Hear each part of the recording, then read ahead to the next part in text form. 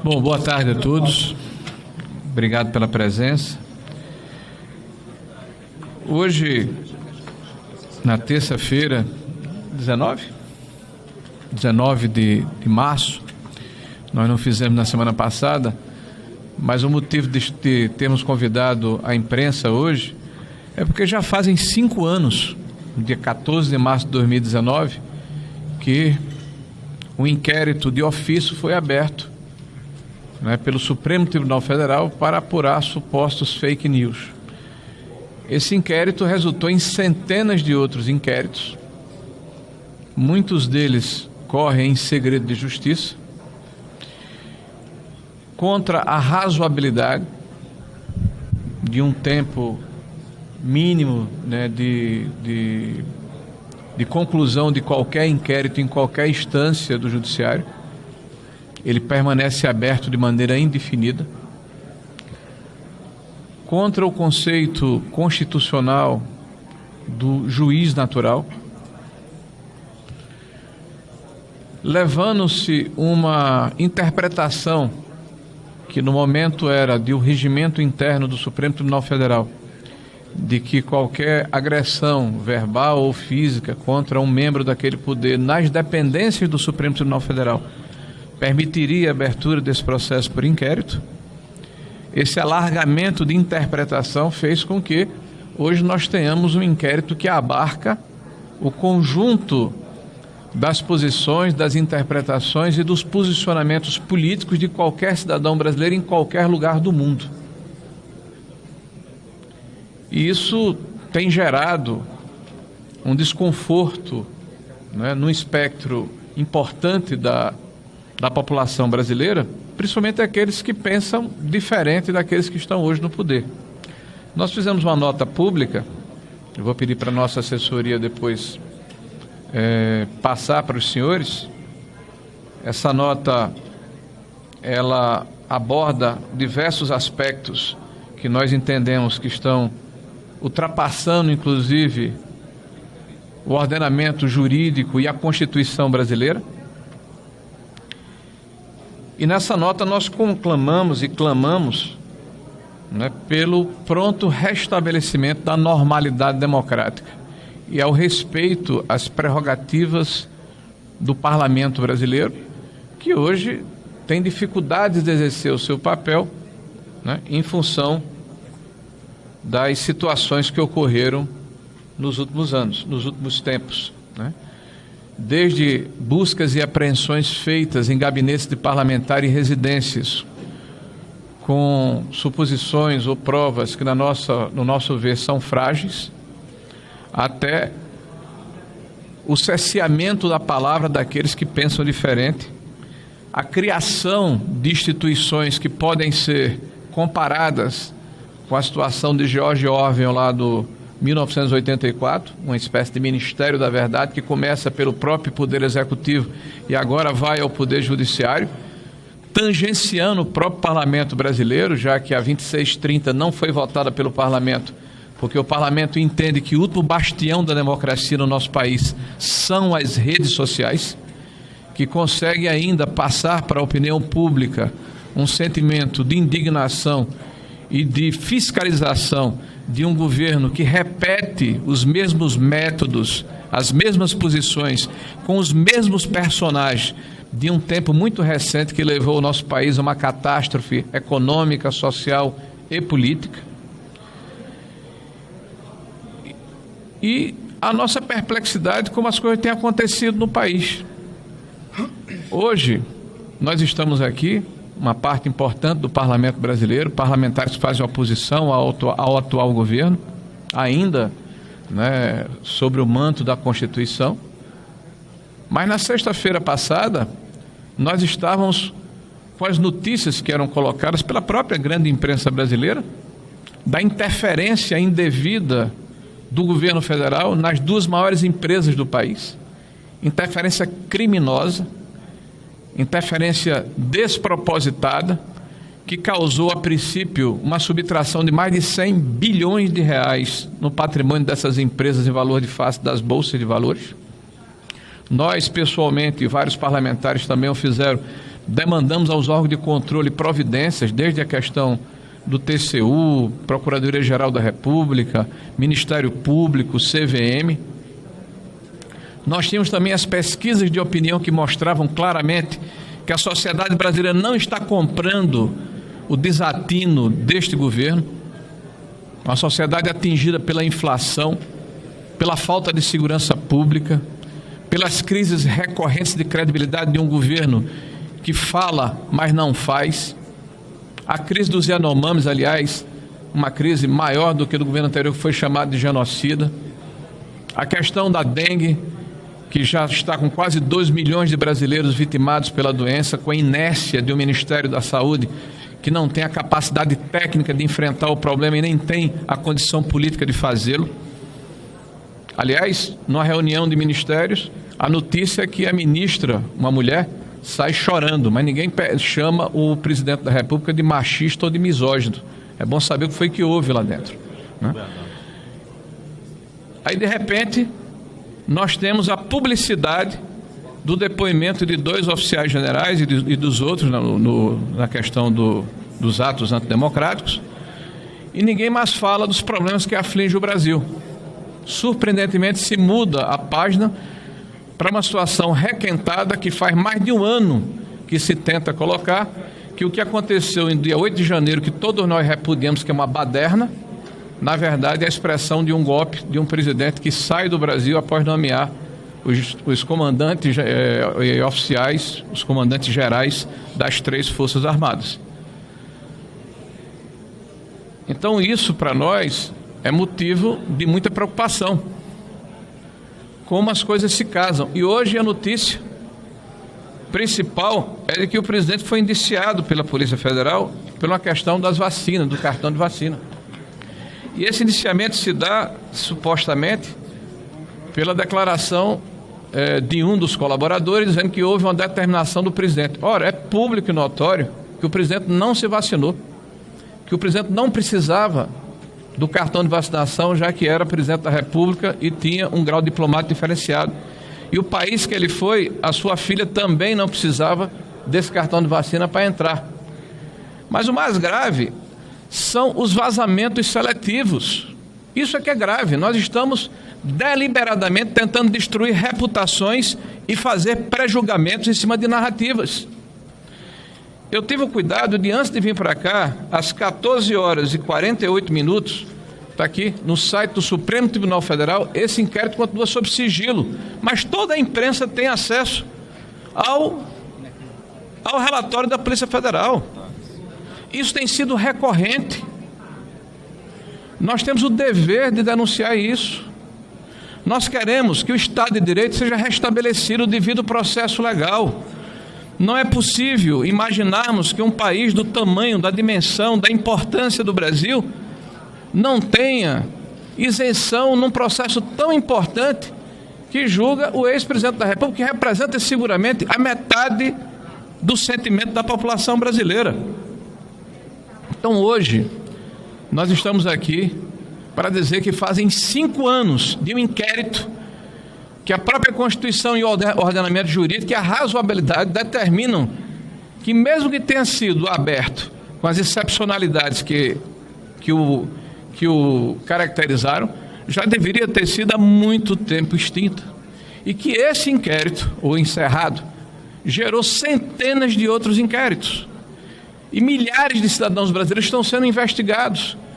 E essas investigações, muitas vezes, ocorrem, infelizmente, à margem do que determina a nossa legislação e o nosso ordenamento jurídico. Então, esse é o fato. E nós não podemos hoje trazer um bolo para comemorar, porque, ao contrário de uma comemoração, não é um dia feliz, é um dia triste. Mas é um dia também de dizer à nação brasileira que é necessário darmos a nossa palavra, que é necessário colocarmos o dedo na ferida, que é necessário dizermos que nós aqui presentes, que representamos uma parte substancial da população brasileira, mas certamente todos aqueles que acreditam no Estado de Direito, na Constituição brasileira, na democracia e na liberdade, de que ninguém está acima da lei. Ninguém.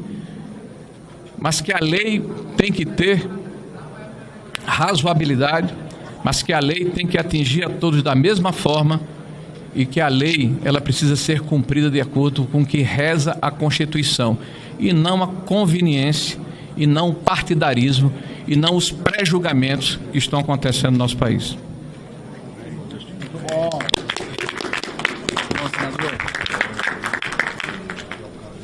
Hoje é um dia que nós nada temos a celebrar, como dizia o nosso líder Marinho.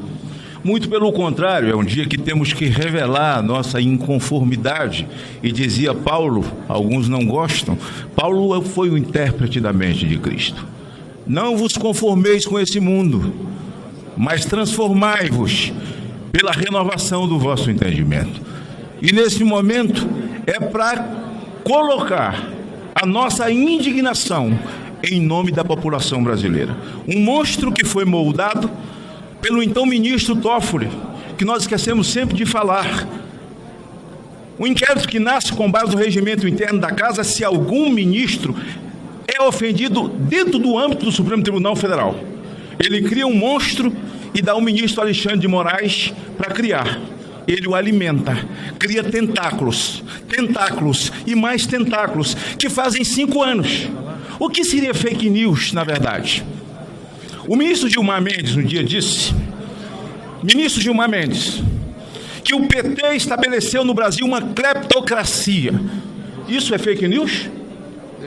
E depois, em seguida, ele diz ao ministro Barroso, quando chega lá, vá fechar seu escritório de advogado. Quem está mentindo?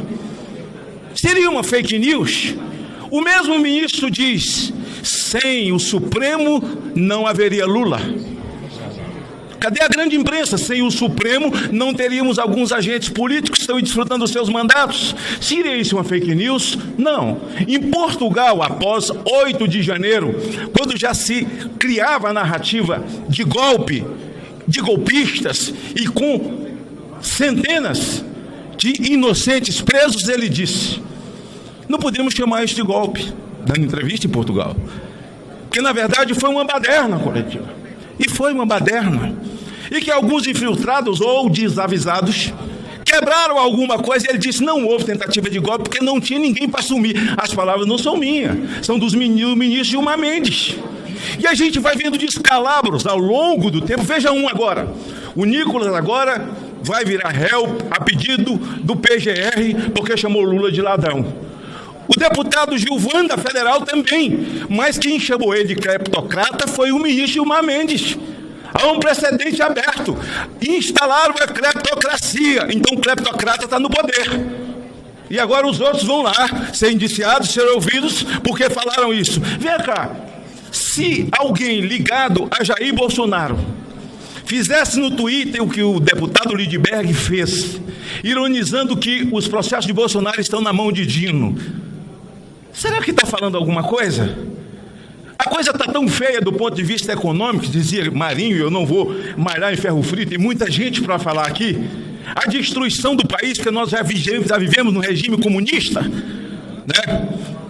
Um regime muito pior, eu já entendo, do que o cubano até, do que o venezuelano até, porque nós brasileiros ainda temos gordura para queimar, porque esse país aqui é rico, mas nós estamos cercados já por um regime ditatorial, onde não há liberdade, tem jornalistas cerceados com contas derrubadas, contas onde ele tem alimento para a família, conta de banco. Tomaram o passaporte de jornalistas, jornalistas exilados, jornalistas perseguidos, parlamentares acuados, sem ter direito de exercer aquilo que o artigo 53 da Constituição lhes dá. Ora, nós temos Daniel Silveira que está preso. Tudo bem, é uma reflexão que nós temos que fazer, que a Câmara tem que fazer. Alexandre violou o artigo 53, mas quem votou para prender Daniel foi a Câmara. A minha Câmara de Deputados Estaduais, no meu estado do Espírito Santo, a Assembleia Legislativa, hoje teremos alguns deputados aqui e temos alguns líderes aqui que vieram, vereadores, lideranças do meu estado para acompanhar, porque o nosso líder Marinho entrou com um pedido de um voto de louvor que será votado hoje. A Assembleia Legislativa do Estado do Espírito Santo, presidida pelo deputado Marcelo Santos, e que fez valer a Constituição quando na prisão do capitão Assunção e colocando ele em liberdade com base na Constituição brasileira. Então nós não temos nada a comemorar de um inquérito do final do mundo, que é o encontro do nada com coisa nenhuma. Que na verdade uma coisa é uma tara. Eles querem a carcaça de Bolsonaro, eles querem a carcaça dele. É como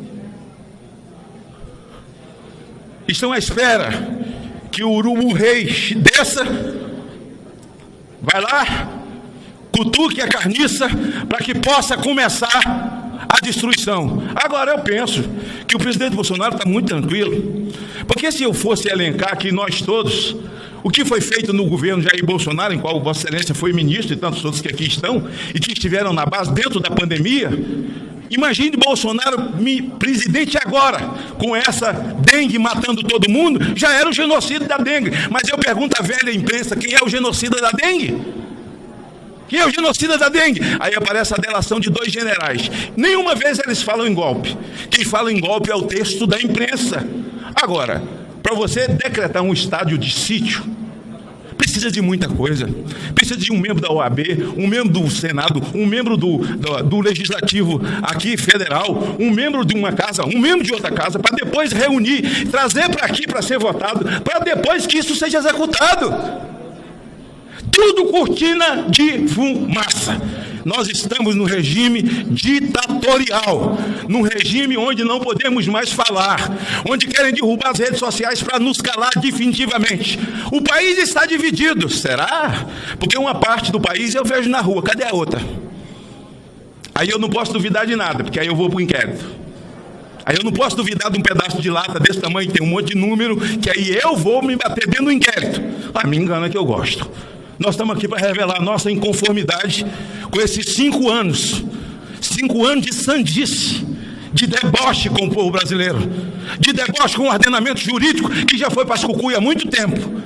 E acho que o parlamento tem a sua hora de acordar, de levantar sua voz. O Senado, principalmente, que entre os 3 poderes é quem mais poder tem e que não deveria estar de cócoras nesse momento, sabe? Para que esse ativismo judicial imperasse de maneira que impera e nós estivéssemos aqui para poder fazer um velório de novo, depois de 5 anos de algo que foi inventado, foi criado, foi gestado. Por quem? Pela mesma pessoa que perdoou os bilhões dos acordos de leniência, daqueles que foram pegos e declararam que roubaram, devolveram o dinheiro, mas agora eles estão recebendo dinheiro de volta, mesmo tendo declarado pela caneta do ministro Toffoli. Isso não tem a ver com a casa, com o Supremo, com a instituição, não. Eu estou falando daquilo que eu não concordo, daquilo que eu vejo que está errado, mas só está certo o que eles falam. Se você fala algo aqui que não agrada, certamente haverá uma reflexão, haverá alguma coisa que vai respingar em você. É possível que essa nossa coletiva, no dia de amanhã ou depois de amanhã, alguma coisa sobrecaia sobre nós, simplesmente porque nós viemos aqui dizer aos deuses os deuses do Olimpo que eles estão errados.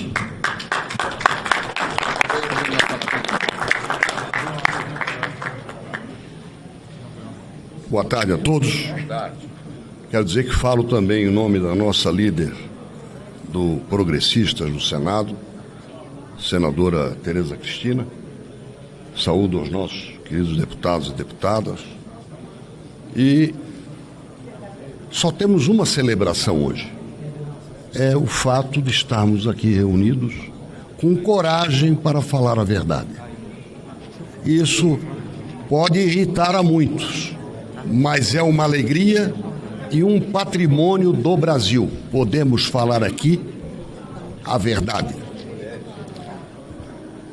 O senador Rogério Marinho fez uma brevíssima síntese do porquê estamos aqui. Porque já cumprimos um quinquênio, não temos nada para celebrar, mas temos muito para denunciar e alertar. Portanto, estamos aqui exercendo o nosso dever. nestes 5 anos, desde o dia 14 de março de 2019, este assinte ao devido processo legal e ao Estado de Direito, portanto, à democracia, que atende pelo número 471, o inquérito do fim do mundo, que o ministro Rezec, o único brasileiro que foi 2 vezes ministro do Supremo Tribunal Federal, alertou: isto não vai dar certo. E nós estamos aqui alertando que isto não está dando certo, nem para o povo brasileiro, nem para a democracia. E para concluir a minha intervenção, muito mais do que um polvo que tem 8 tentáculos, ele tem tantos tentáculos quanto sejam os tentáculos necessários para confirmar uma narrativa. Nesta narrativa, o objetivo final se chama Jair Bolsonaro, ou alguém ignora isso. O que alimenta esta narrativa é a obsessão contra Jair Bolsonaro. Só que neste mesmo rio navega a nossa liberdade. E ela é afetada por afinidade de quê? De contrariar a narrativa. Concluo para dizer o seguinte: um exemplo. Toda a imprensa se lembra quando, em outubro do ano passado, surgiu a denúncia do First Mile. O Congresso não ficou desatento. Em agosto do ano passado, a comissão mista do Congresso Brasileiro, que tem a missão de controlar as atividades de inteligência, pediu ao Supremo, à Polícia Federal, pediu ao Ministério Público e pediu à CGU informações que navegam a respeito do First Mile naquela operação. A resposta que a SECAI recebeu no dia 25 de outubro do ano passado, com a promessa de que atualizaria, sabe o que diz? Diz que não pode responder à pergunta do Congresso brasileiro, porque a resposta tem peculiaridades que poderiam estar compreendidas pelo inquérito 4781. Ou seja, ele realmente abrange tudo e todos.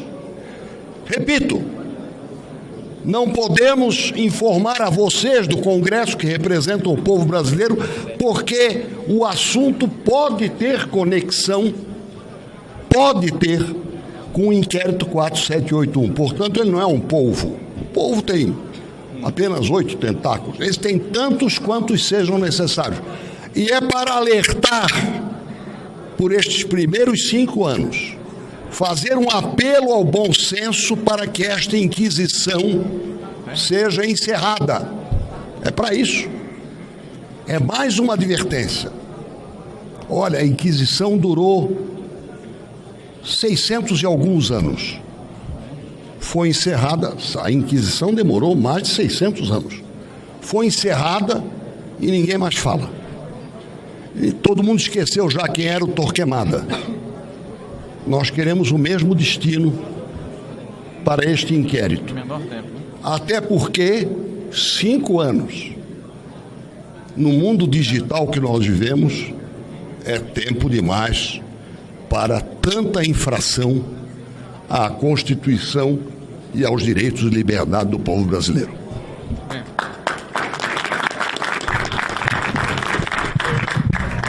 Bom, boa tarde a todos.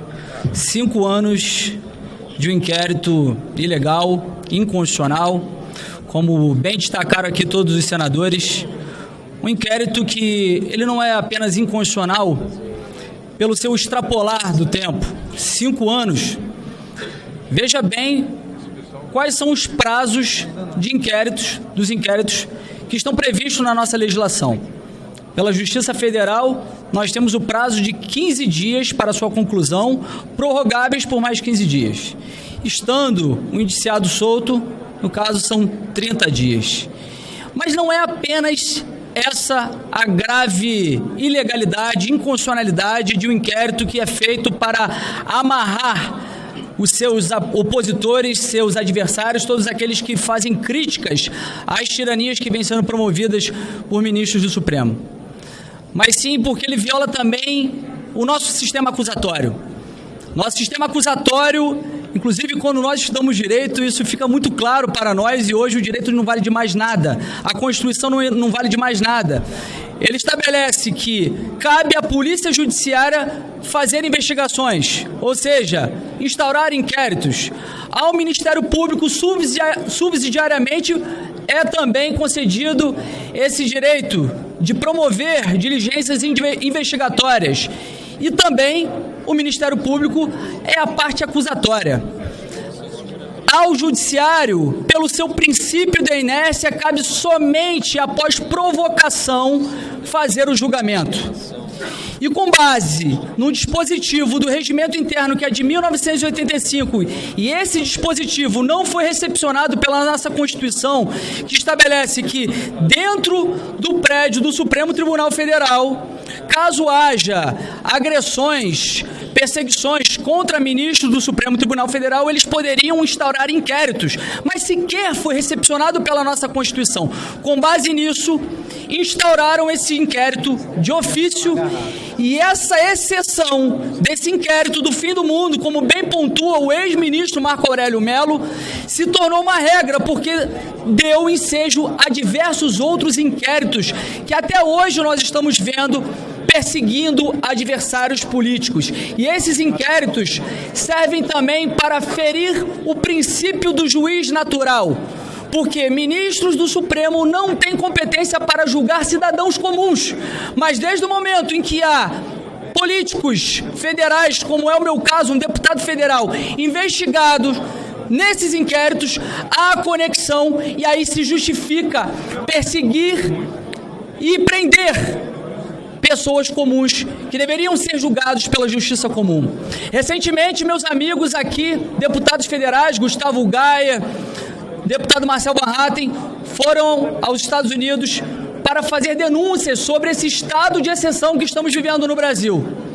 Eu, como líder da oposição na Câmara dos Deputados, queria muito ter ido para representar o meu país e foi muito questionado pelos meus eleitores, pela população, por que eu não estaria indo.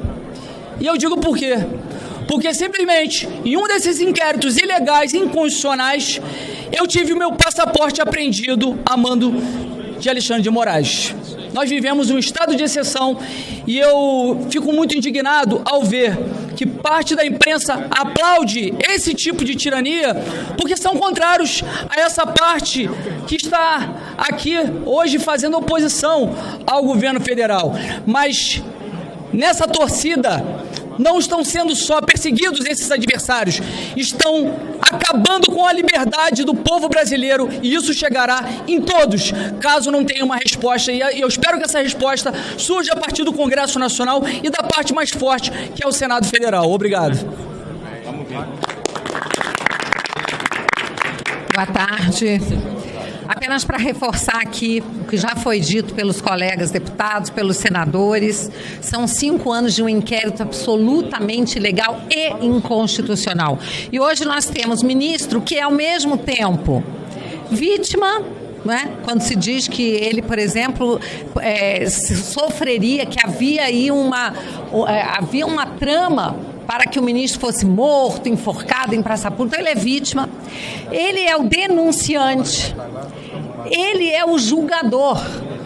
Então, tudo isso, e ele investiga. Então, tudo isso fere de morte algo chamado devido processo legal. Eu, como parlamentar e como operadora do direito, procuradora que fui por 24 anos, quero dizer que na primeira aula de direito penal, a gente aprende que o que está acontecendo no Brasil é absolutamente inconstitucional, impensável, a não ser em ditaduras. Nós estivemos recentemente nos Estados Unidos conversando com congressistas e jornalistas daquele país que ficaram abismados, estarrecidos com o que está acontecendo aqui no Brasil.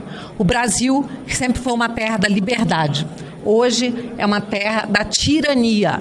E nós temos como parlamentares que lutar para vencer essa tirania. Não é possível que a gente se cale, não é possível que o parlamento continue se dobrando. Hoje, o parlamento brasileiro já deixou de ser um poder. Se não consegue nenhuma resposta de um pedido de fiscalização, que é seu mistério constitucional, já deixamos de ser um poder. Aqueles que acham engraçado, aqueles que aplaudem, estão aplaudindo a tirania, e ela chegará para todos. Obrigada.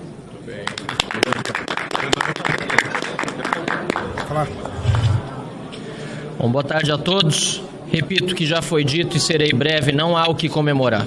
Senador Marinho, nosso líder da oposição no Senado da República, meu colega senador Girão, e quero fazer uma saudação especial ao meu colega deputado Eduardo Gayer, que junto com uma comitiva... Gustavo Gayer, desculpe, estou até já misturando os nomes, teve também Eduardo Bolsonaro conosco lá e Paulo Figueiredo, falando sobre os abusos que estão acontecendo no Brasil. E nós estivemos representando um grupo de parlamentares que não pôde estar acompanhado do líder da oposição. Deputado Carlos Jordi não pode sair do país porque lhe foi retido o passaporte de uma forma inconstitucional e ilegal em virtude de um desses inquéritos. Faz poucos dias havia sido marcado o 10º aniversário da Operação Lava Jato. Operação que foi enterrada pelo inquérito dito das fake news, mas que na verdade é o inquérito do fim do mundo, da censura, o inquérito que deu aso a tantas outras perseguições que hoje vemos no Brasil. Perseguições essas que já atingem milhares de brasileiros. Perseguidos políticos por terem uma opinião diferente da opinião de quem está no governo e porque ousam fazer aquilo que cabe numa democracia, que é ser cético em relação a quem está no poder. O cidadão precisa desconfiar dos poderosos, e os poderosos, as autoridades, precisam respeitar a desconfiança do cidadão todos os dias e fazer valer a sua posição por meio de atos que sejam probos, legais e constitucionais. O que nós vemos é o exato oposto. Por isso, esses 5 anos em que nada há para celebrar, pelo menos é um marco em que nós no futuro poderemos dizer: senador Marinho, senador Magno Malta e todos os demais colegas que estão aqui, que não permanecemos silentes, apesar das ameaças, apesar da censura, das prisões, de tudo que se está impondo àqueles que ousam questionar, nós continuaremos questionando. Muito obrigado.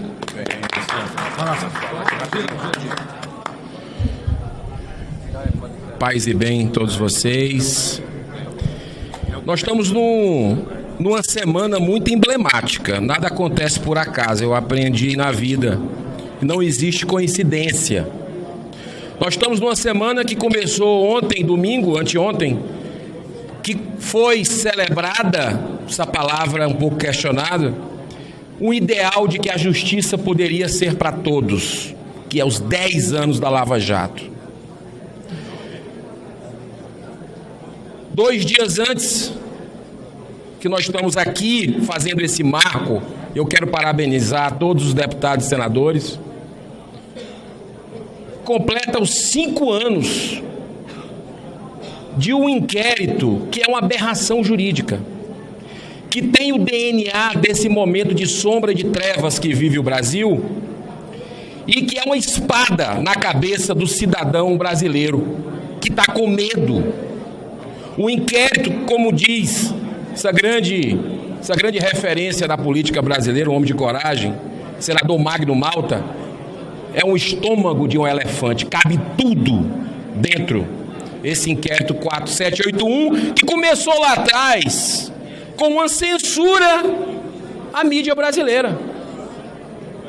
A revista Cruzoé, o amigo do meu pai. Quem não lembra disso? Vamos buscar a história recente. E o terceiro momento histórico que a gente vive, que eu acho que nenhum de nós mais vai viver isso nessa vida, e os que estão aqui, quem está cobrindo, quem está assessorando, pode ter certeza, pode falar na sua casa, é um momento único que ninguém mais vai viver.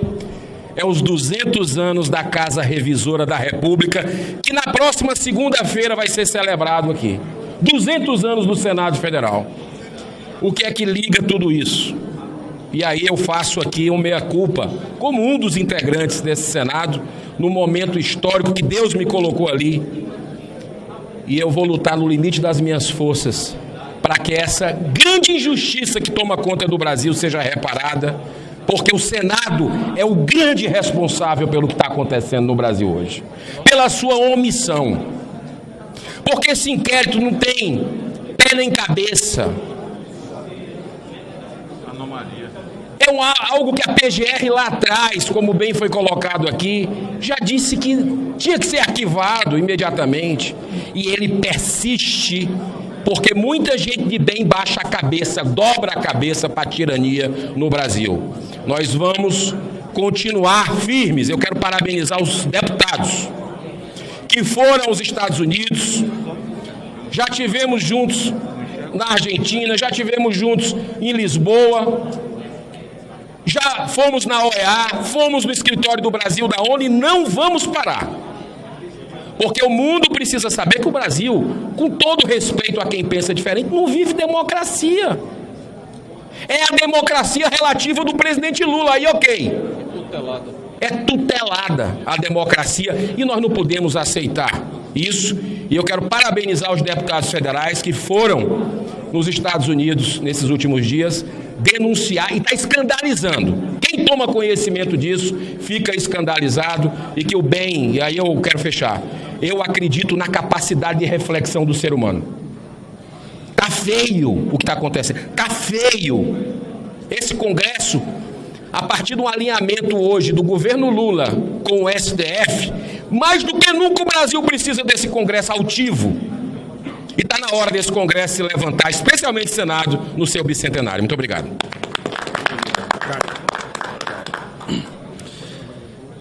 Dando continuidade às palavras dos meus colegas que falaram tão eloquentemente, eu quero acrescentar algumas informações sobre a nossa viagem para os Estados Unidos recentemente, onde fomos delatar os crimes, as violações contra os direitos humanos que acontecem reiteradamente aqui no Brasil. E levamos documentos, uma fartura de documentos e evidências. O Marcel Van Hatten está aqui do meu lado para dizer se eu mentir ou se eu fizer uma fake news, né, Van Hatten? Não me prenda, por favor. Levamos uma enxurrada de documentos mostrando que o Brasil não é mais uma democracia. Mostramos para jornalistas, para pessoas da direita, do centro e da esquerda. E uma pergunta que foi feita frequentemente é: e a imprensa não fala nada sobre isso? O que eles não conseguiam entender depois de ficar comprovado as violações aos direitos humanos, a perseguição política, a instrumentalização do Estado, da máquina estatal para censurar o povo brasileiro, para colocar na cadeia pessoas inocentes, a pergunta que eles mais faziam é: e a imprensa? A imprensa não fala nada? Eu faço uma pergunta para os senhores jornalistas. A Venezuela é uma democracia? Lá tem instituições. Na Venezuela tem Ministério Público, na Venezuela tem parlamento e na Venezuela tem uma Suprema Corte. Mas o mundo sabe que a Venezuela é uma ditadura. Sabe por quê? Porque foi um erro que eles cometeram, um erro que o Hugo Chávez cometeu, que aqui a esquerda foi muito mais esperta. Lá eles praticamente executaram a imprensa, aqui a esquerda cooptou a imprensa, sequestrou a imprensa ideologicamente. Então a minha resposta para essas pessoas é: sim, nós temos imprensa, ou pessoas que se dizem da imprensa, mas elas batem palmas para isso. A imprensa bate palmas para o avanço ditatorial do Brasil. Uma imprensa lixo, como essa daqui, que coordena basicamente tudo, que passa pano. A gasolina aumentou, saiba por que isso é bom, senador. As pessoas estão morrendo de dengue, mas saiba por que isso é bom. Que vergonha, que humilhação.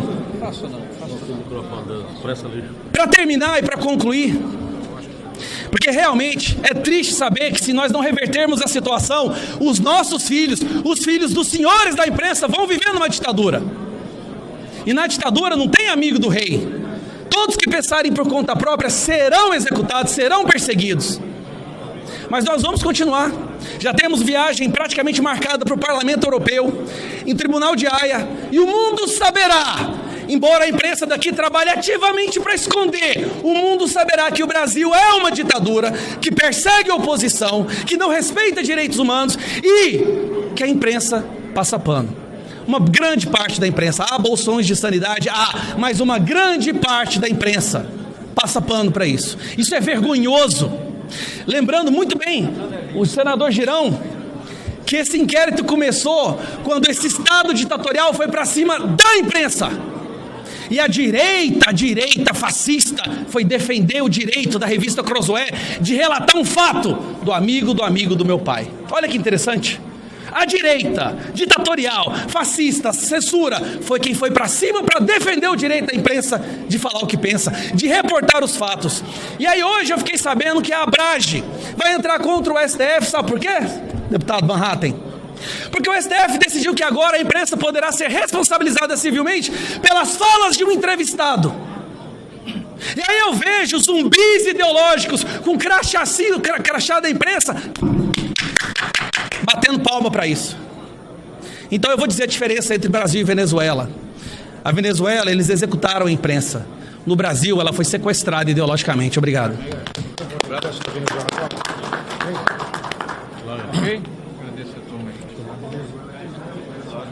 Conclua, Hélio. Você vai concluir. Boa tarde a todos. Primeiramente, agradecer a Deus por esse momento, mas não pela data específica. Tudo na vida tem início, meio e fim, exceto esse inquérito do fim do mundo. O presidente Bolsonaro, eu falo presidente, me convidou, na época estava no TSE, quando um ministro começou a falar, antes das palavras deles, naquele evento que tem no TSE, quando o presidente vai empossar, eu lembro que o presidente, ele falou um negócio, ele fez assim, ó, ele pegou a Constituição e falou que iria, resumindo o discurso dele, que iria cumprir o que estava dentro da Constituição. Presidente Bolsonaro, no que diz a lei, se é que temos lei nesse país ainda, né? Ou eu posso falar isso ou é fake news? Está nas nuvens. Está nas nuvens, sim. Por que eu falo isso? Deputado, pelo amor de Deus, o Bolsonaro está jogando nas 4 linhas, está todo mundo fora das 4 linhas. Deputado, fala para o presidente que não estão cumprindo, não estão respeitando a Constituição. E o presidente sempre o quê? Eu vou continuar jogando dentro das 4 linhas. A inversão de valores.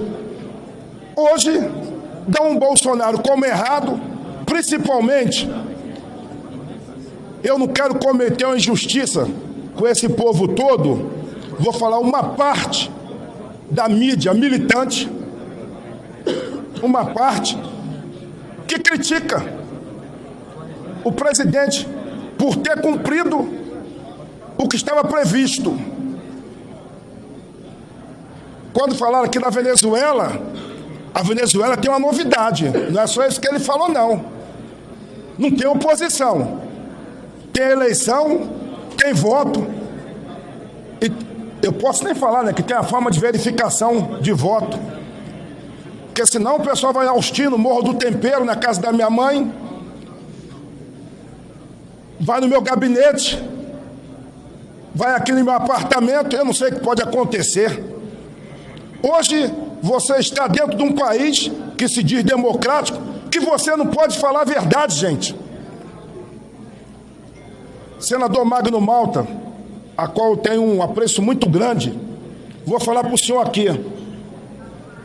Eu não votei a favor da prisão do Daniel Silveira. Também não votou, porque dentro da Constituição, que tem que ser respeitado, o artigo 53, que diz: senadores e deputados são invioláveis. Por tudo que ele vai falar, fala quaisquer. Aqui você não pode falar no parlamento, que é parlar. É o único parlamento que você não pode falar. É aqui nessa casa. Que democracia é essa? É um absurdo. Tudo, como foi falado aqui, para tentar pegar de um jeito ou de outro, Jair Messias Bolsonaro. Gente, acabou a eleição, pô.